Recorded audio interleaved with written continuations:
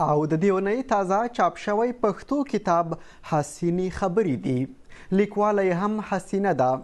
له شمرغه حسینه همدرد د مهال له کابله هنري شیبو ته راغلي او د خپل کتاب په اړه به په خپله راته ووایي.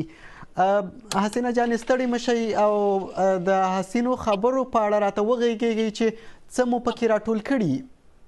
حسینې خبرې چې په 3 ژبو باندې لیکل شوی دی، 50 متنونه دي او په ټوله کې د ځوانانو لپاره یو ښه پیغام، د ځوانانو د زړه څخه راوتلې خبرې دي او هغه څه پکې راغونډ شوي دي چې ډېر اوږده مفاهیم په ډېرو لنډو ټکو کې او جملو کې مې رانغښتي دي تر څو ځوانانو لپاره واوسي.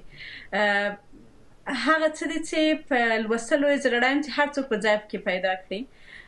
زما دویم کتاب دی او ومې غوښتل چې دا کتاب په 3 ژبو باندې ولیکم.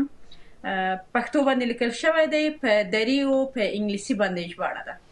او حسینه جانې که یو ځوان د وخت خپرونه ګوري او ووایي چې د ځوانانو د زړه خبرې، زما د زړه خبره پکې څه ده، یوه لنډه جمله یې ویلی شي چې لکه څه ډول د زړه خبرې؟ حتما ولې نه.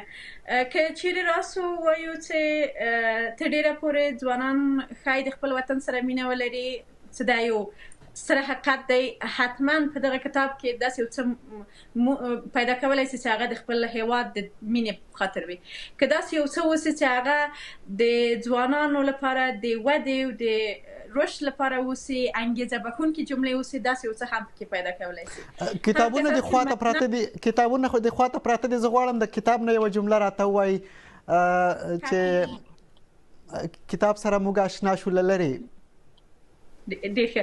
د ښکلي افغانستان یادونه مې وکړله. تصادف چې په دې پاڼه کې واقعا داسې یو څه راغلل چې ما ویل چې د وطن په هکله به وي.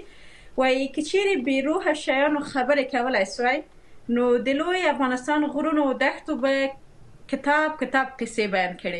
کتاب تازه چاپ شوی، هغوی ته چې رسېدلی تا ته پیغامونه رسېدلي دي؟ کوم ارزونه یې درته را رسېدلې ده؟ بله، تر ډېره هم ډېرو کسانو په دې زه تشویق کړم چې ویلي دي چې لنډې جملې پکې کتاب کې ځای پر ځای کړي دي او ما هم په همدې نیت باندې دا کتاب ډېر لنډ کړ، ځکه چې کله چې ما متن لیکه یو موضوع را سره وه او مې غوښتل په هغه باندې یو څه ولیکم، نو ښایي هغه تر 2-4-5 خطو پورې رسېده. ولې زه مطمئنه یم موږ د سوشل میډیا څخه دا یو ښه درس اخیستلی شو چې څوک هغه متنونه چې اوږده دي اوس دومره لیوالتیا نه ورته ښایي چې ویل کړي.